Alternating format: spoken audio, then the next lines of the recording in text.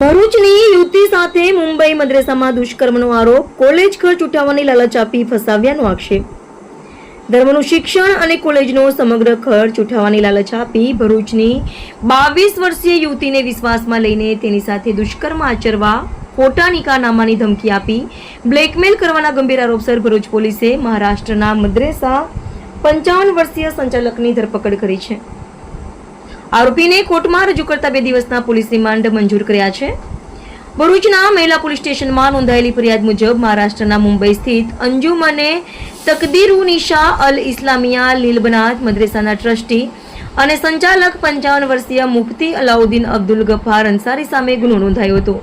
ફરિયાદ અનુસાર આરોપીએ ભોગ બનનારના ભાઈ જે ત્યાં અભ્યાસ કરતો હોય તેના મોબાઈલમાં યુવતીના ફોટા જોયા બાદ તેના પર નજર બગાડી હતી અને શરીર સંબંધ બાંધવાનું કાવતરું રચ્યું હતું.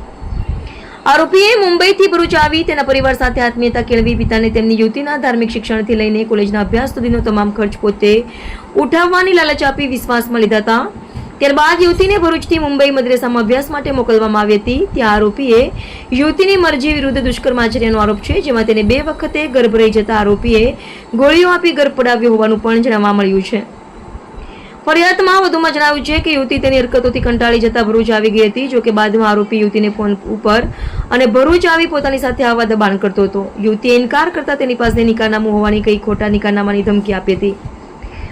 એટલું જ નહીં, યુવતીના ફોટા વાયરલ કરી દેવાની તેમજ જાનથી મારી નાખવાની ધમકી પણ આપ્યાનો આક્ષેપ કરવામાં આવ્યો છે.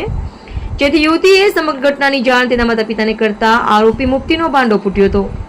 આ ગંભીર ગુના અંગે મહિલા પોલીસ મથકના મહિલા પીએસઆઈ વૈશાલી આઈના માર્ગદર્શનમાં યુવતીએ ફરિયાદ નોંધાવી હતી. જોકે ફરિયાદ નોંધ્યા બાદ વધુ તપાસ શહેર ડિવિઝન પોલીસ મથકને સોંપવામાં આવી હતી, જેના પીઆઈ RM વસાવાના માર્ગદર્શન હેઠળ પોલીસની ખાસ ટીમ મહારાષ્ટ્ર મોકલવામાં આવી હતી. પોલીસે આરોપીને મુંબઈથી ઝડપી પાડી ગુજરાત લાવી ભરૂચ કોર્ટમાં રજૂ કર્યો હતો. કોર્ટે આરોપીના 2 દિવસના પોલીસ રિમાન્ડ મંજૂર કર્યા છે. હાલ એ ડિવિઝન પોલીસ સમગ્ર મામલે વધુ તપાસ ચલાવી રહી છે. રિપોર્ટર રવિ સૈયદ, ભરૂચ. એક 22 વર્ષની મુસ્લિમ યુવતી સાથે 47 વર્ષના એક મૌલવીએ એની સાથે બળજબરીપૂર્વક દુષ્કૃત્ય કરવા બાબતની ફરિયાદ ભરૂચ જિલ્લાના મહિલા પોલીસ સ્ટેશન ખાતે પરમ દિવસે રાત્રે દાખલ થયેલી.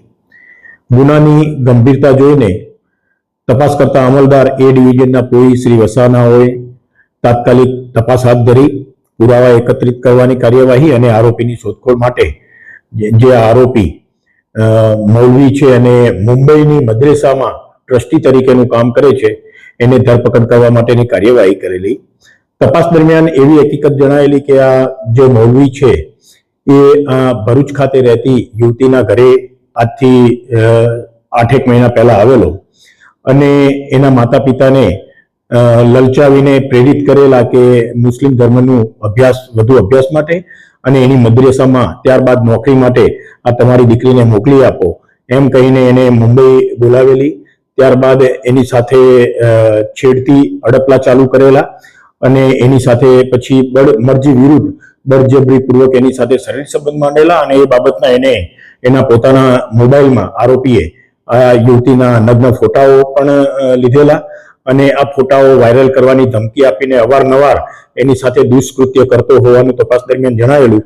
તો તાત્કાલિક આરોપીની શોધખોળ કરીને આરોપીને શોધી કાઢીને આરોપીની પીઆઈ વસાવા જે એ ડિવિઝનના પીઆઈ છે ભરૂચ શહેર એ ડિવિઝન પોલીસ સ્ટેશનના, તેઓએ ગુનાના કામે આરોપીની ધરપકડ કરેલી.